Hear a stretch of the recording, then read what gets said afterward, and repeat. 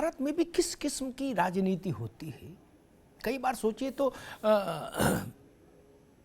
अजब लगता है। भारत की मुद्रा पर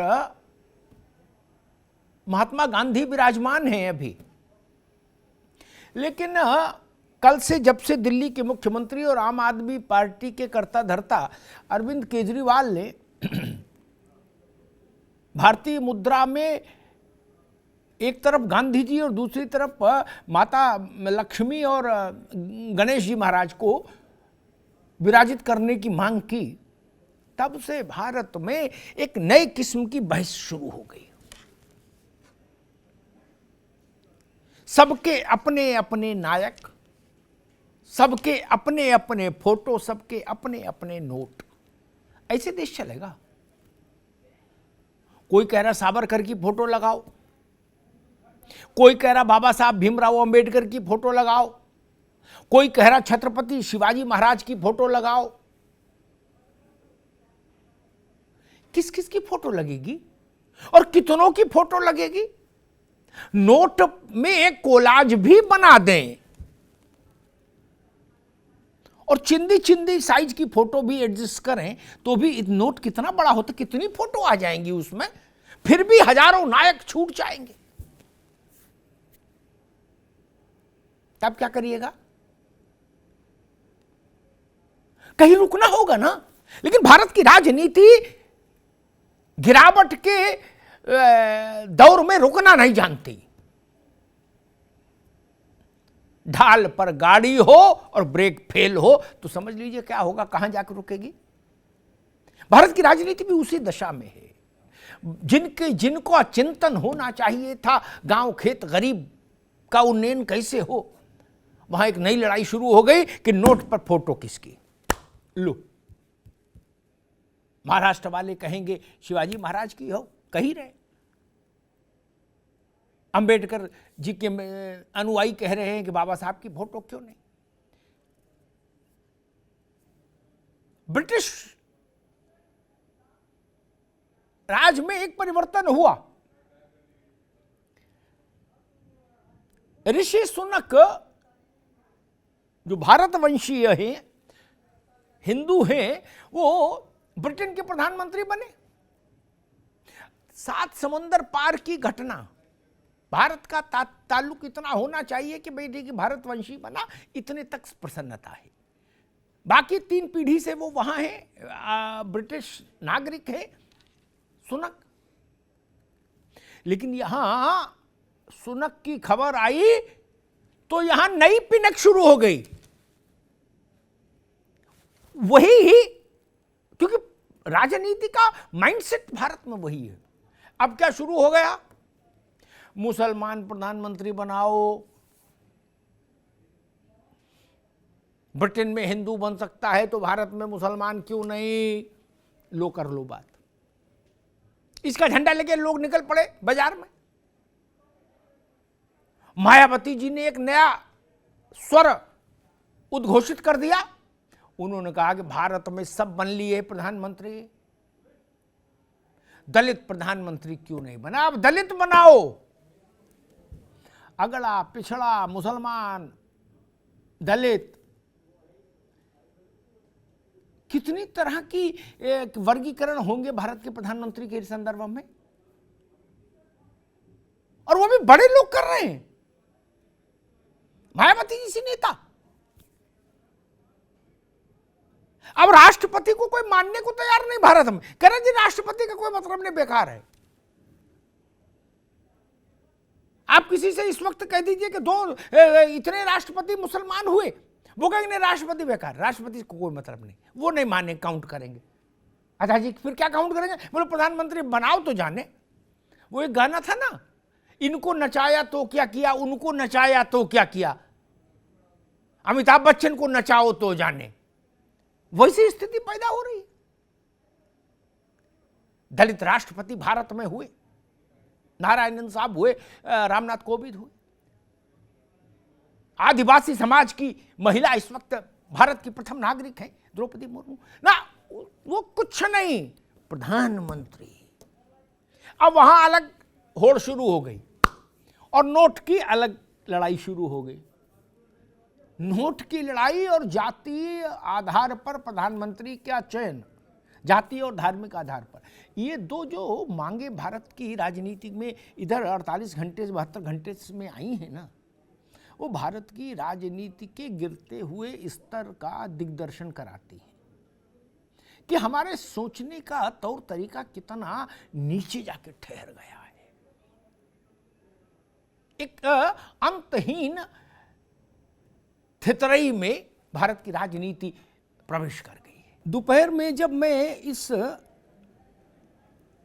कार्यक्रम के लिए एक प्रोमो रिकॉर्ड करा रहा था, एक दैनिक उसका हिस्सा है प्रक्रिया का, तो मैंने उसमें कहा था कि मुझे लगता है कि ये चित्र की सूची बहुत लंबी होगी और ये लड़ाई बड़ी विचित्र हो जाएगी, चित्र की लड़ाई विचित्र हो जाएगी।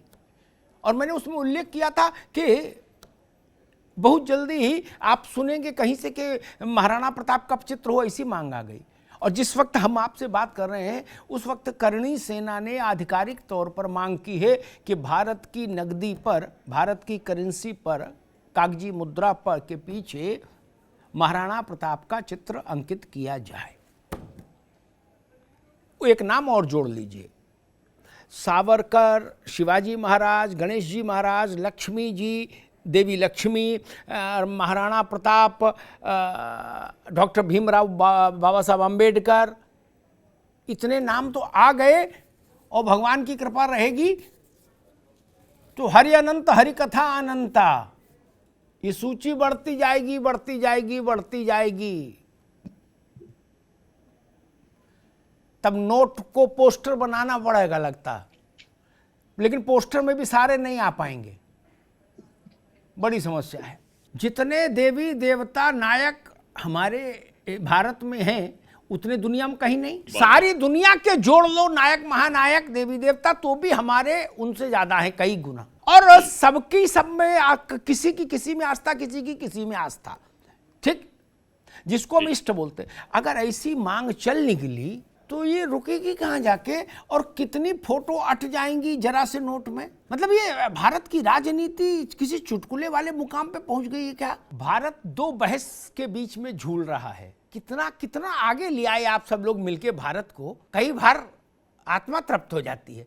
और वो बहस दो कौन सी है? एक किसकी फोटो छपे नोट पर, एक, और दूसरी दलित प्रधानमंत्री। एक नारा है दलित प्रधानमंत्री बनाओ, दूसरी नारा है पिछड़ा बनाओ, तीसरा नारा अगला प्रधानमंत्री लाओ, चौथा नारा है मुसलमान प्रधानमंत्री लाओ। प्रधानमंत्री ना हो गया, गेंदा गुलाब के पेड़, फूल पे पेड़ हो गए, बोले गेंदा का लगाएं, गुलाब का लगाएं। कहाँ लाके देश को खड़ा कर दिया भैया आप सब लोगों ने? वंशराज जी, किसी देश में ऐसी मांग देखी कि दलित के मुसलमान प्रधानमंत्री बनाओ, दलित प्रधानमंत्री बनाओ? अब प्रधानमंत्री भी जात धर्म के आधार पर डिमांड में आने आ गया। आप लोगों ने ये स्थिति पैदा कर दी, नायकों के बीच में संघर्ष हो जाएगा। अब जितने नाम आ गए चर्चा में, उनमें से कोई नहीं लगे तो बवाल, किसी एक की लग जाए तो बाकी के अनुयायी नाराज। तुलसीदास ने कहा था, को बड़ छोट कहता अपराधु। किसको छोटा कहें? हम बाबा साहब को छोटा कहें कि शिवाजी महाराज को छोटा कहें? और सबकी फोटो तो लगा नहीं सकते। मुझे किसी के नाम पर आपत्ति नहीं, मैं तो कहता चाइनीज की फोटो लगा दो जिस पर सब राज्यों आ रहे मैथिल साहब। लेकिन मेरी चिंता ये कि मेरा माथा सबके लिए झुकता है। जितने नाम चर्चा में आ गए उतने, और जितने आने वाले उन सबके लिए एडवांस में।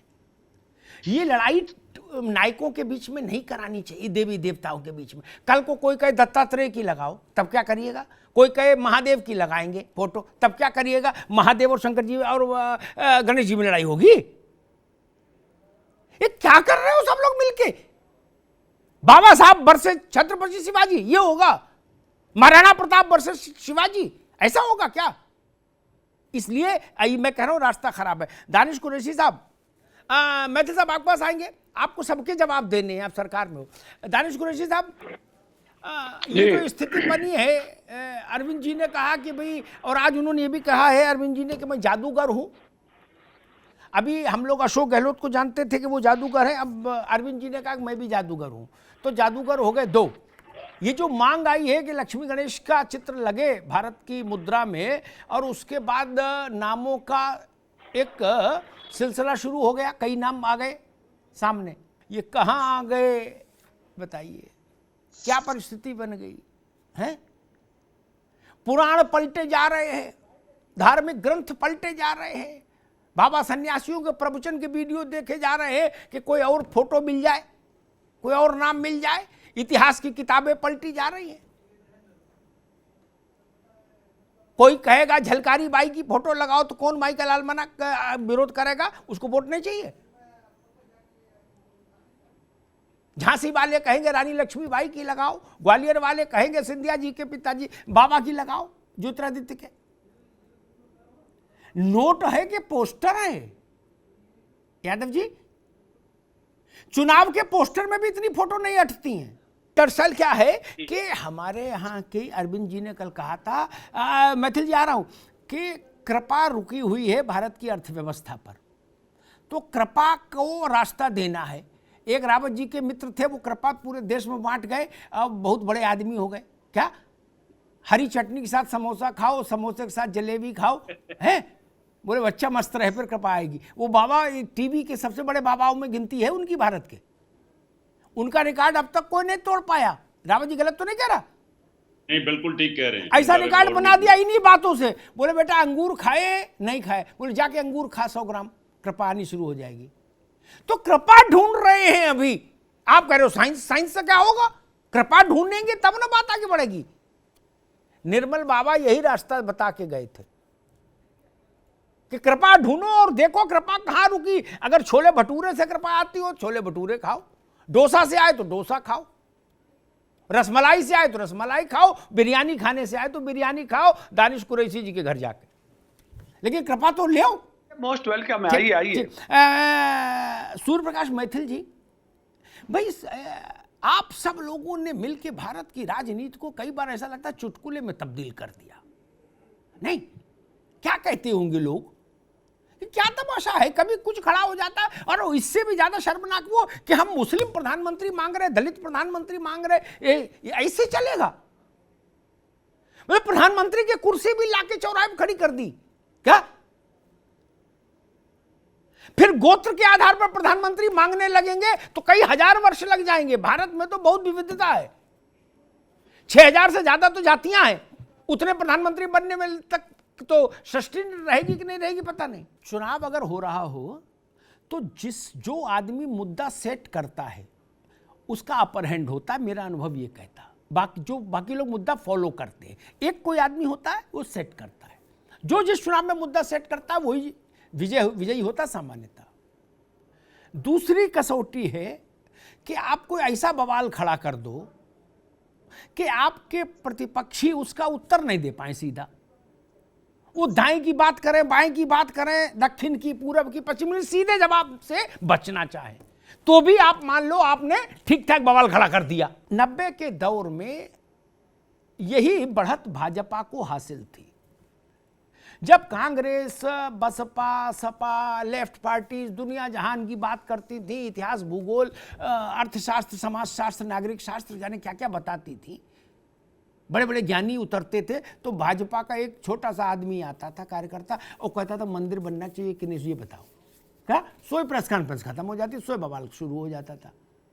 तो उसका लाभ भाजपा को मिला ना? क्योंकि जब कांग्रेस 1 घंटा बोल चुकी होती थी तो अंत में भाजपा पूछती थी ने बाकी तो ठीक है, ईरान तूरान, लेकिन ये बताओ मंदिर बनना चाहिए रामलला का भव्य की नहीं। सोई कांग्रेस कहती थी कि देखिए यूं है, संविधान के अनुसार चलना होगा और मर्यादा देखनी होगी और संविधान और ये और सेकुलरिज्म, और करते करते कांग्रेस की ये दशा हो गई कि सबको पता है। वहीं से सीख के तो अरविंद केजरीवाल आए। आप पानी बिजली की कह रहे थे, आज क्या दृश्य बना? अरविंद केजरीवाल ने आज कूड़ा को सामने कर दिया, बोले मैं कूड़ा यात्रा करेंगे, कूड़े के पहाड़ दिखाएंगे। अब करो बात। अरे हम यमुना यात्रा कर रहे हैं, दिल्ली यमुना यात्रा भाजपा कह रही है हम यमुना यात्रा करेंगे, ठीक। अब कूड़ा वर्सेस यमुना, ये नहीं लड़ाई होगी, लेकिन इससे बात नहीं बनेगी। मुझे अपने तजुर्बे से बताइए कि भाजपा अगर इसका सीधा उत्तर नहीं देगी तो लाभ में रहेगी, या सीधा उत्तर देगी तो लाभ में रहेगी? दोनों स्थितियों में तो लाभ में कोई भी नहीं रहता। एक तरफ तो आपको जाना होगा। जी राव साहब, आपको बिल्कुल। क्या लग रहा? अमिताभ जी, क्योंकि ये भाजपा- लगातार यही सवाल पूछेंगे, 8 दिसंबर तक तो पूछेंगे ही भाई।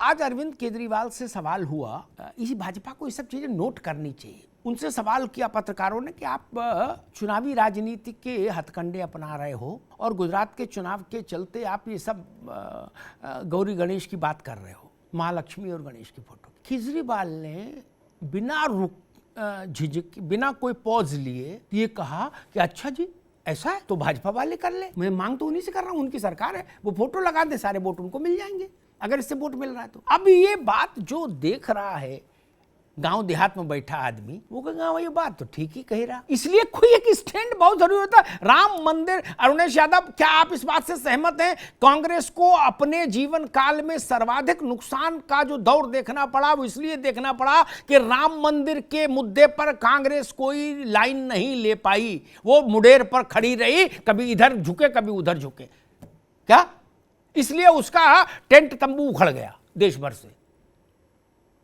आप सहमत हैं कि नहीं? नोट पर, फोटो पर झंझट, ठीक, प्रधानमंत्री की कुर्सी पर झंझट, वहां भी जितने जातियां जितने धर्म हैं सबकी मांग आ रही, भाई हमारे वाले को बनाओ। ऐसा लग रहा है जैसे झूला नहीं लगता मेला में, बोले अब ये बैठ चुके अब हमें बैठाओ। अरे प्रधानमंत्री की कुर्सी है बाबा, कोई झूला है कि हम झूली है? कोई कह रहा मुसलमान प्रधानमंत्री बनाओ, कोई कह रहा जी दलित बनाओ, कोई कह रहा जी सावरकर की फोटो लगाओ, कोई कह रहा जी शिवाजी महाराज की लगाओ, कोई कह रहा बाबा साहब की लगाओ। ये क्या हो रहा है? भारत के मन को समझना बहुत जरूरी है। हम लोग अपने व्यवहार में, आचरण में अक्सर एक पक्षीय होने की गलती कर जाते हैं, जाने या अनजाने। आ रहे मैथिल साहब, रुकिए, बहस का थोड़ा स्तर भी बना रहे, ज्यादा तू में नहीं हो। इस देश ने देखा कि प्रधानमंत्री आवास, मुख्यमंत्रियों के आवास और राज्यपालों के राजभवनों में एक धर्म विशेष के धार्मिक कार्यक्रम होने लगे आजादी की बात से, और वो अनवरत होते रहे। उसमें हमको भी इन्विटेशन आता था, ऐसा नहीं। क्यों? तब सेकुलरिज्म पर सवाल नहीं उठना चाहिए। अगर रोजा इफ्तार हो सकती थी आजादी के बाद से लेके राजभवनों में, मुख्यमंत्रियों के आवास में, प्रधानमंत्री के आवास में, केंद्र के मंत्रियों के आवास में, तो गौरी पूजन क्यों नहीं हो सकता? कन्या पूजन क्यों नहीं हो सकता? फिर अगर चार खाने का दुपट्टा गले का गमछा गले में डालकर शासन करने वाले राजपुरुष सार्वजनिक मंचों पर जा सकते थे, तो नरेंद्र मोदी महाकाल के दर्शन करने क्यों नहीं जा सकते तिलक लगा के? जाना चाहिए। जो लोग नहीं गए उन्होंने भारत की आत्मा के साथ छल किया।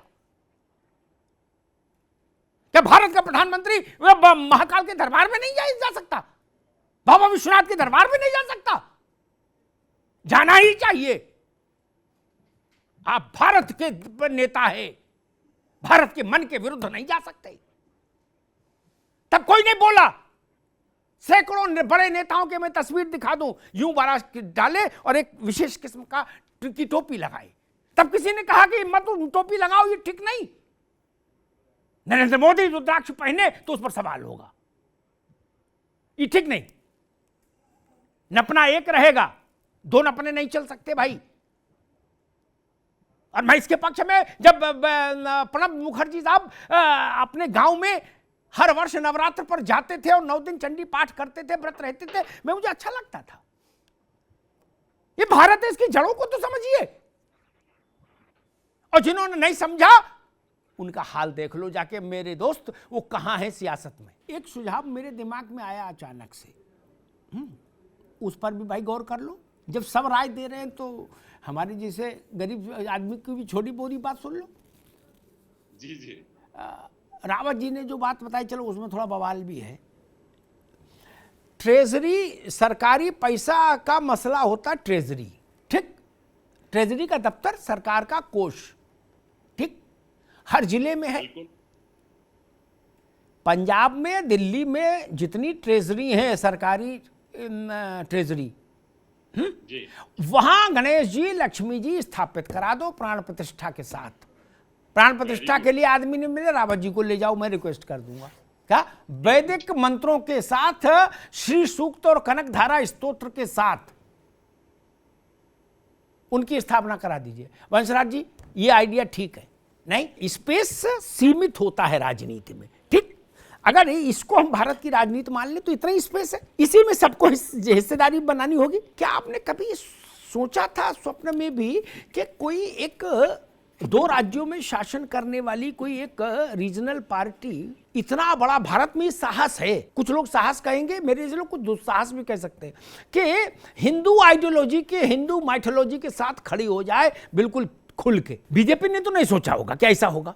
क्या कांग्रेस ने सोचा था कभी कि हमारा स्पेस खाते खाते आम आदमी पार्टी इस स्थिति पे पहुंच जाएगी, इतना उसके पास वो आ जाएगा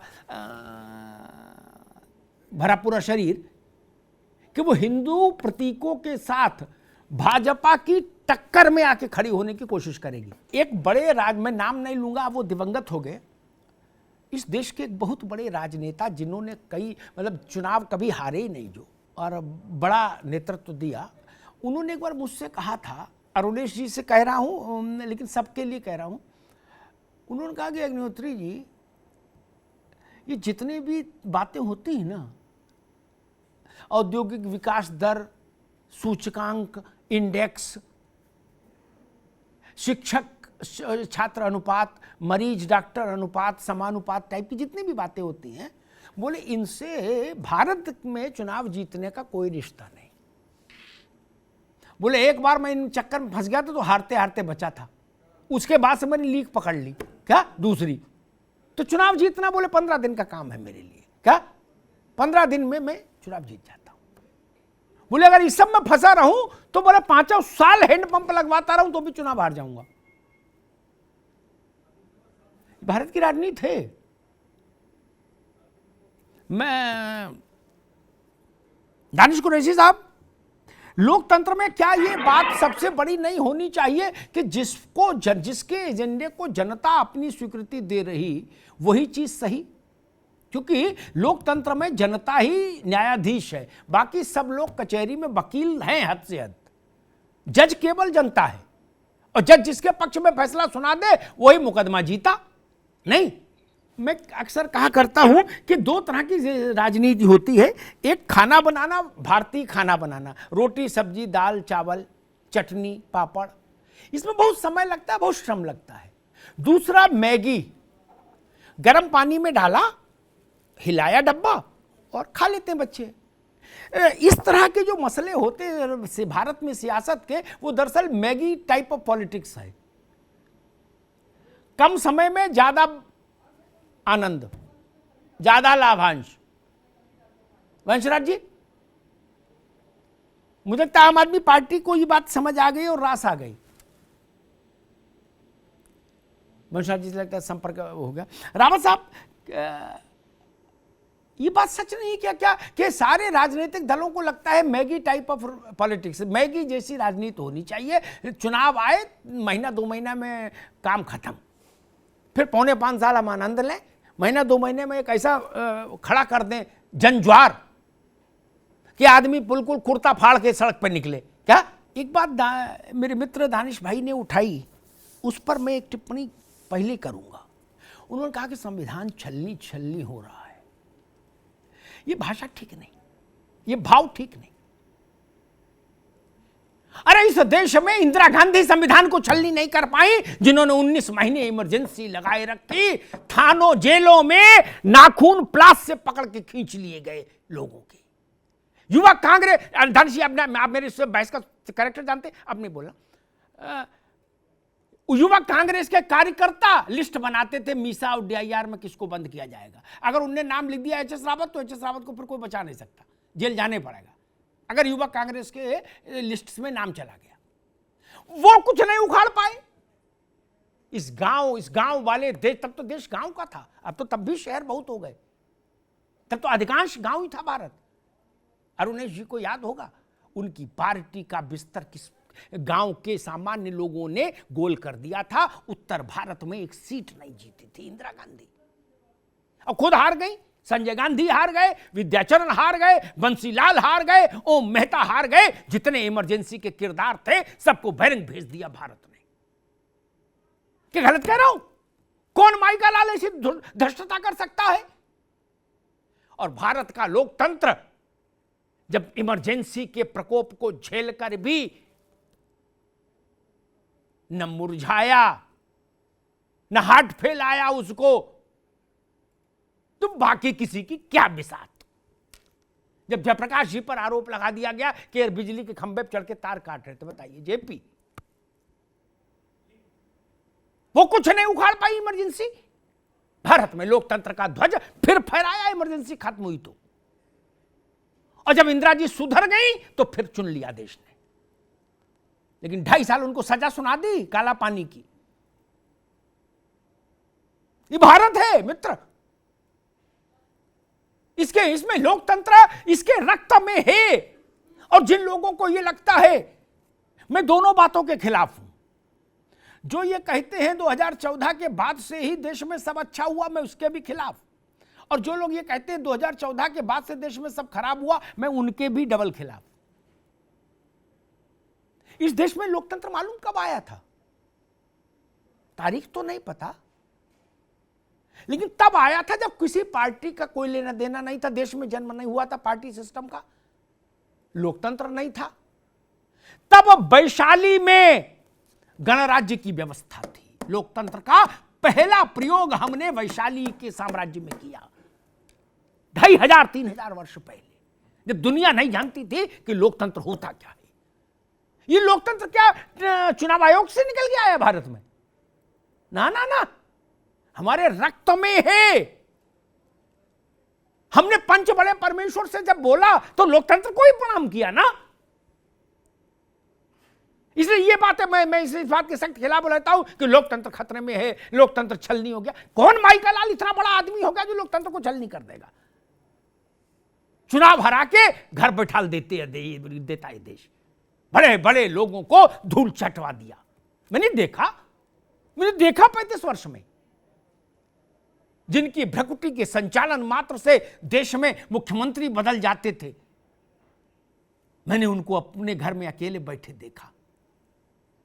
कोई मिलने वाला नहीं। ये लोकतंत्र है। और दूसरी बात मैं कहूंगा कि भारत के बारे में कोई राय बनाने से पहले अतीत को जरूर देखिए। क्या ये सच नहीं कि इस देश ने धर्मनिरपेक्ष, अरुणेश जी, धर्मनिरपेक्ष होना तब स्वीकार किया रावत साहब जब धर्म के आधार पर भारत विभाजित हो रहा था। पूरे देश में कहीं कोई विरोध नहीं, सब चाहते थे बल्कि कि भारत धर्म आधारित राज्य बने। पूरा देश का मानस था। क्योंकि जो दृश्य आ रहे थे वो खराब थे। जो ट्रेनें आ रही थी पाकिस्तान से वो विचलित कर रही थी। किसी दबाव में नहीं, किसी धरना प्रदर्शन में नहीं, किसी धमकी में नहीं, भारत ने अपने मन से पंथ निरपेक्ष रहना स्वीकार किया था। क्या दबाव था कोई? नहीं। इसलिए भारत के बारे में ऐसी धारणा मत बनाइए। और उस भारत में सब शामिल थे, केवल एक पार्टी नहीं। उस समय जो कांग्रेस भी थी, वो कांग्रेस आज की वो कांग्रेस नहीं जिसके अध्यक्ष मल्लिकार्जुन खड़गे साहब हैं। उस समय कांग्रेस एक बड़ा मंच थी जिस पर हम देश के तमाम मतभेद रखने वाली विचारधाराओं के भी गणमान्य लोग आके इकट्ठा होते थे। That is called Congress. हम उसको कांग्रेस कहते हैं। ये वो कांग्रेस है जो आज है 24 अकबर रोड से, जो चुनाव लड़ने वाली पार्टी है। वो कांग्रेस थे देश के लिए लड़ने वाली। दोनों में अंतर है। देवी देवताओं के फोटो लगेंगे, फिर नायकों के प्रतीकों पर संघर्ष आ गया। प्रधानमंत्री को जाति और धर्म के बीच में हम फंसाना चाहते हैं। मुस्लिम प्राइम मिनिस्टर, ये कोई डिमांड हुई? दलित प्राइम मिनिस्टर डिमांड हुई? कल को कोई कहेगा सरयू पारी प्राइम मिनिस्टर, कोई कहेगा कानिकुब्ज प्राइम मिनिस्टर। कोई लिमिट है? 6000 जातियां हैं, उससे ज्यादा उपजातियां हैं और उससे ज्यादा गोत्र हैं। क्या क्या तमाशा हो रहा है? नहीं, बुनियादी मसलों पर चिंतन हो। देश में जो लोग अभी तक उतना उजाला नहीं देख पाए 75 वर्षों में जितना उनका हक था, उन तक हम उजाला पहुंचाएं तो गणेश जी, लक्ष्मी जी, भगत सिंह, अंबेडकर साहब, छत्रपति शिवाजी सब अपने आप खुश हो जाएंगे हमसे। वो उतने बड़े लोग हैं, उनकी फोटो लगाने से कुछ फर्क पड़ेगा क्या? परम पिता की फोटो लगे नहीं लगे उससे क्या फर्क? हमारा आचरण गणेश जी के मान्यताओं की तरह हो, लक्ष्मी जी की मान्यताओं की तरह हो, बाबा साहब और महाराणा प्रताप और छत्रपति शिवाजी की तरह हो, ये ज़्यादा ज़रूरी है। फोटो छाप भी देंगे, गांधी जी की फोटो सबकी जेब में है, लेकिन गांधी जी मन में कितनों के हैं? गलत बात कही क्या? गांधी जी की फोटो सबके पास है, लेकिन गांधी जी मन में किसी के नहीं। ऐसे फोटो लगा क्या करिएगा? मन में धारण करिए, नोट जेब में होना चाहिए ताकि देश का पहिया चलता रहे, उस पे फोटो किसी की हो।